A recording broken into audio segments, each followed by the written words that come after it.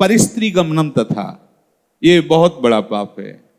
उसमें भागवत में आता है नरकों के वर्णन में कि जो स्त्री या पुरुष एक दूसरे को धर्म के विरुद्ध, जैसे जब तक ब्याह नहीं हुआ तब तक बच्चा या बच्ची को ब्रह्मचर्य रहना चाहिए। ये बड़े आनंद की बात होगी। आप रख के तो देखो, अगर आप ब्याह तक ब्रह्मचर्य रहे तो आपकी गृहस्थी ऐसी फली फूलेगी, आनंदमय होगी, देख लेना। अब जैसे गेहूं गलेथ में हो, गलेथ माने होता है कि बाली निकल रही है, फूल उसमें छोटे छोटे आ रहे हैं, अब उस फसल को काट लो, कुछ नहीं मिलेगा। महीना 2 महीना रुको, उसको दाना पड़ने दो, परिपक्व होने दो, फिर अन्न राशि लग जाएगी। ऐसे ही ये ब्रह्मचर्य है। जो बाल्यावस्था से यौवन अवस्था तक अपने ब्रह्मचर्य का नाश करते रहते हैं वो गृहस्थी लायक ही नहीं रह जाते।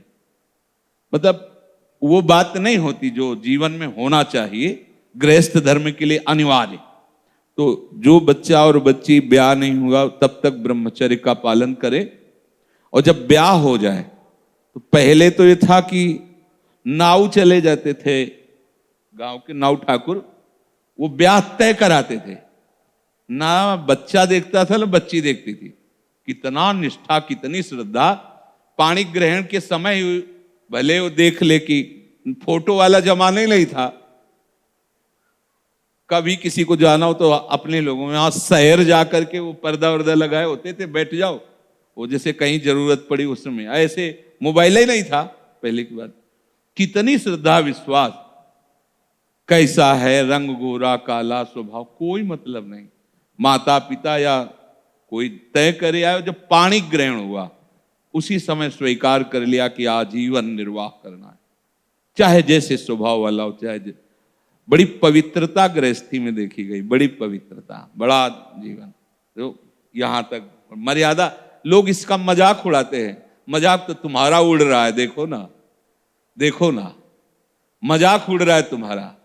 तुम्हारी क्या स्थिति है, क्या स्थिति है, अपने आप देखो तो आप खुद अपना मजाक करने लगोगे कि हमने अपना जीवन मजाक बना दिया। धर्म में सामर्थ्य होती है, धर्म में बहुत बड़ी ताकत होती है। ये जो बच्चे खिलवाड़ करते हैं या जो लोग खिलवाड़ करते हैं जानते नहीं। उसमें लिखा है कि जो स्त्री शरीर पर पुरुष से ऐसा कुछ संबंध करती है तो लोहे की तपती हुई पुरुष शरीर या स्त्री शरीर जो परस्पर ऐसा, उसमें कल्पों तक मरना है नहीं। कितना दाह होगा। रामचरितमानस में भी लिखा है, पति बंचक परपति रति करई, रौरो नरक कल्प सत परई। जो अपने पति की वंचना करके, धोखा देके किसी और पुरुष के साथ ऐसा व्यवहार करती है तो बोले 100 कल्प तक रौरो नरक में पड़ती है। ये शास्त्र झूठे नहीं, 100 कल्प तक रो। अगर तुम्हारे भाग्य में कहीं ऐसा पति है कि भाई लंगड़ा हो गया है, उसकी आंख खराब हो गई है, सुनाई नहीं देता है, वो रूपवान नहीं है, तो मिला तो तुम्हारे प्रारब्ध से ही है ना।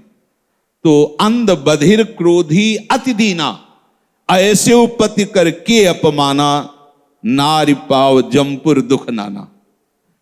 मान लो रूपवान नहीं है, अंधा बहरा कैसा भी, भगवान की विधान से वैसा, उसे भगवान मान करके मानो, आराधना पद्धति से चलो।